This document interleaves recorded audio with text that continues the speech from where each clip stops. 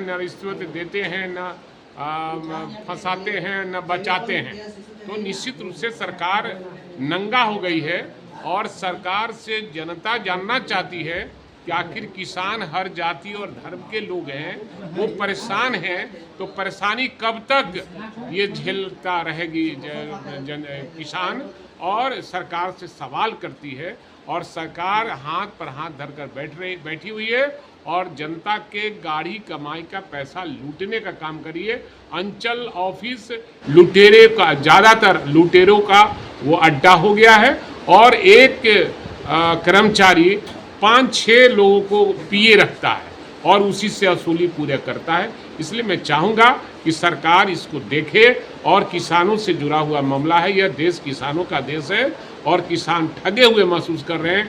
आने वाले समय में ये निश्चित रूप से जनता सवाल करेगी और अपने वोट के चोट से ही सरकार को नेस्तनाबूद करने का काम करेगी। कल राहुल गांधी पटना में आए लेकिन अलग थलग रहे, क्या लग रहा है कि चुनाव में कुछ अलग थलग की राजनीति चलेगी? नहीं, महागठबंधन एकजुट है और कहीं कुछ नहीं है। हमको लगता है कि गोदी मीडिया और मोदी मीडिया का ऐसा प्रचार है और कहीं नहीं कुछ है और महागठबंधन एकजुट है, हम एकजुट है, ऑल इज वेल।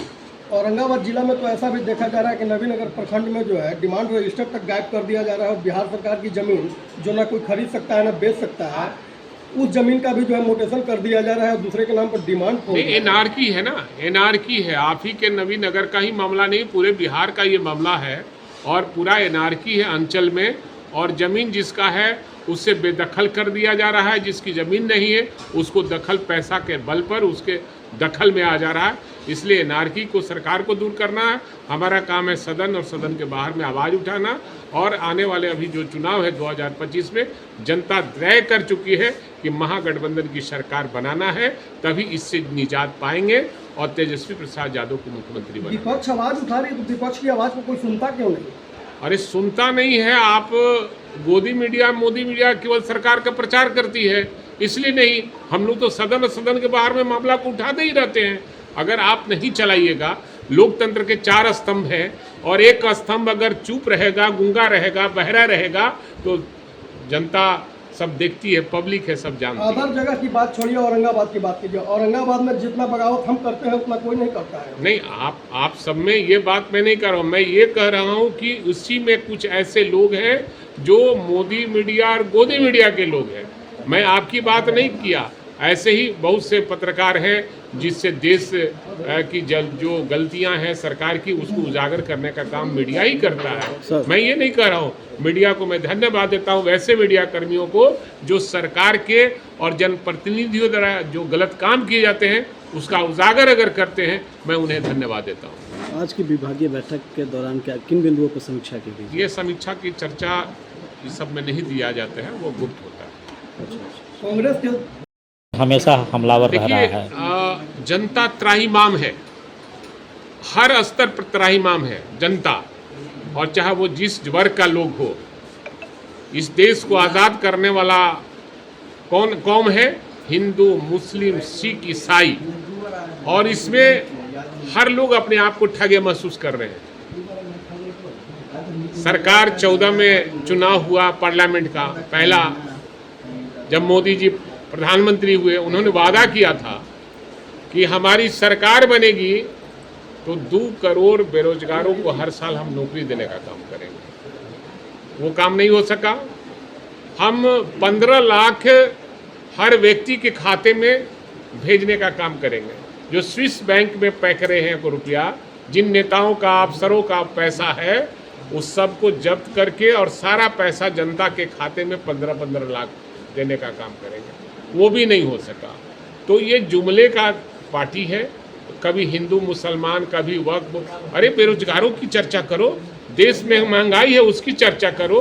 वो चर्चा ना हो, उस पर चर्चा लोग न करें, इसके लिए वक्फ बोर्ड का कभी गठन कर दिया, बिल पास कर दिया।